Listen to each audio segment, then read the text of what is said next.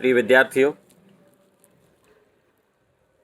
कोटा विश्वविद्यालय Kota MA final का paper 5th modern political theory के विभिन्न टॉपिक्स पर अपन चर्चा कर रहे हैं।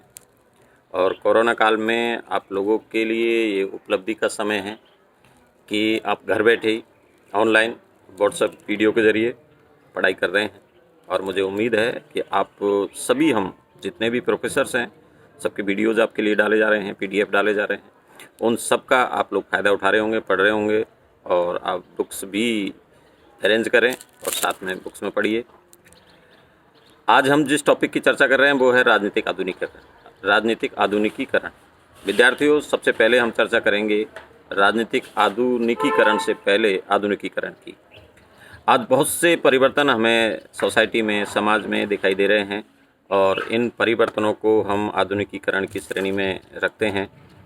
हम पहनावे में, खान पान में, हमारे जीवन स्तर में जो परिवर्तन देखते हैं वो सारे परिवर्तन आधुनिकीकरण की श्रेणी में आते हैं।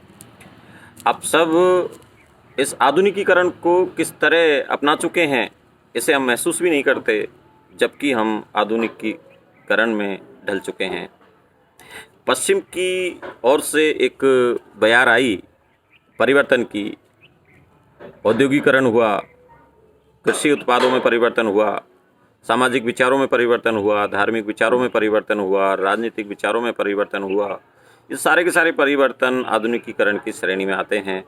और जब हमने पश्चिम के विचारों का अंधानुकरण किया तो उसे हम पश्चिमीकरण की श्रेणी में रखते हैं, न कि आधुनिकीकरण। आधुनिकीकरण का अर्थ है कि हम नए विचारों को तो अपना रहे हैं, अंधविश्वासों से दूर हो रहे हैं, लेकिन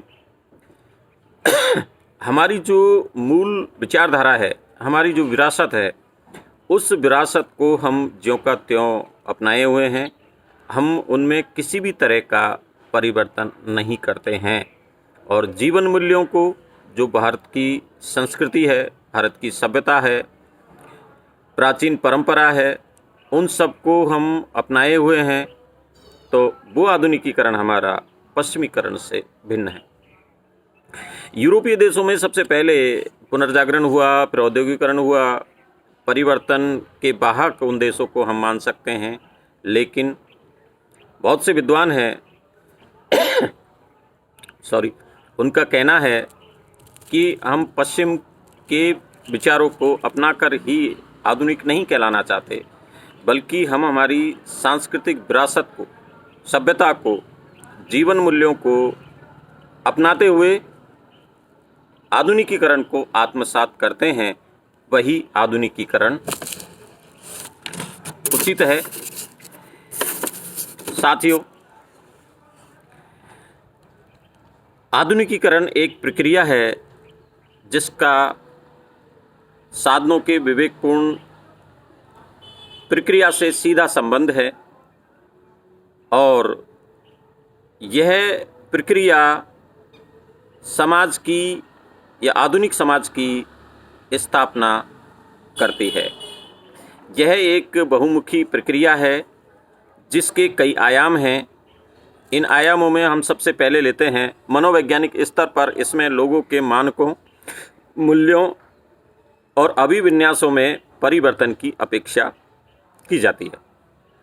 साथियों, दूसरा आयाम है बौद्धिक स्तर पर। इसमें अपने पर्यावरण के बारे में व्यक्ति की विपुल जानकारी हो, अधिक साक्षरता व जनसंचार के माध्यमों से ज्ञान का विस्तार हो, ऐसी अपेक्षा की जाती है। साथियों, तीसरा जो आयाम है आधुनिकीकरण का, जननांकिक स्तर पर इसका निहितार्थ जीवन स्तर में सुधार एवं नगरीयकरण से है। जीवन स्तर में सुधार हो, क्योंकि हमारा प्राचीन जीवन स्तर रहन सहन के मामले में कमज़ोर था।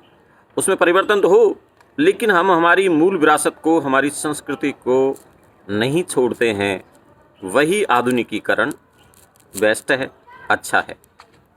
चौथा आयाम है सामाजिक स्तर पर। इसमें यह प्रवृत्ति पाई जाती है कि परिवार और अन्य प्राथमिक गुटों के प्रति निष्ठा की भावना के केंद्र बिंदु को स्वैच्छिक रूप से संगठित अनुसांगिक संगठनों के प्रति निष्ठा में बदला जाए।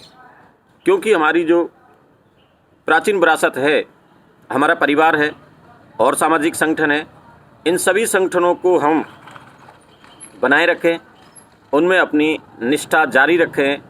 यही हमारा आधुनिकीकरण का सबसे उचित उपाय है। साथियों, पांचवा आयाम है आर्थिक स्तर पर, उसमें बाजारीकरण, कृषि के विकास, औद्योगिकरण का विकास एवं आर्थिक कार्यकलाप का व्यापक होना, यानी आर्थिक क्षेत्र में भी व्यापक वृद्धि हो, ये आधुनिकीकरण का प्रतीक है। साथियों, ये हमारे विभिन्न आयाम हैं जो सामाजिक स्तर के हैं, मनोवैज्ञानिक स्तर के हैं, बौद्धिक स्तर के हैं, पारिवारिक स्तर के हैं, आर्थिक स्तर के हैं। साथ ही हम बात करते हैं राजनीतिक आधुनिकीकरण की।